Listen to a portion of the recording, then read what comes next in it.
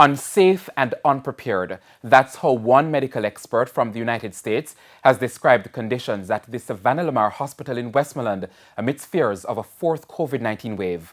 But as Kelisha Williams reports, the chief executive officer at the facility, Camille Lewin, said the hospital is ready.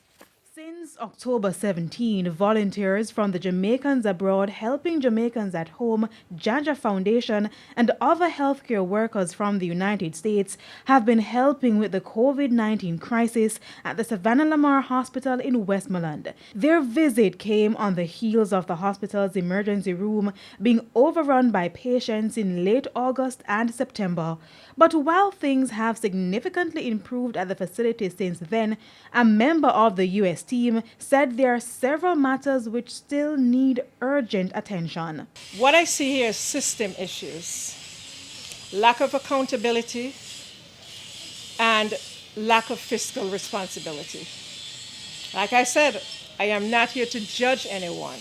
I'm just doing an evaluation, or you say a risk assessment, because I see safety issues here, not just for patients, but for staff. Doctor of Nursing Practice and a member of the Jaja Foundation, Dr. Jean Powell, said based on the conditions she observed, the hospital would not be ready for a fourth COVID wave.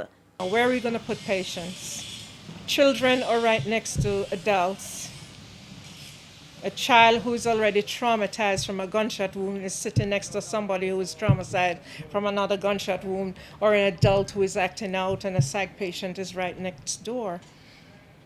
We're not prepared. That aside, a suggestion from Dr. Powell.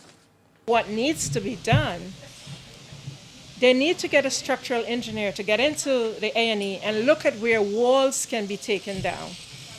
And so you have visibility of your patients.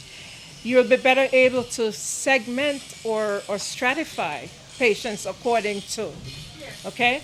You have a huge waiting area that you could utilize some of that space. However, Chief Executive Officer at the hospital, Camille Lewin, said the facility is in a better position to tackle another COVID spike. Than we were with the Delta the variant.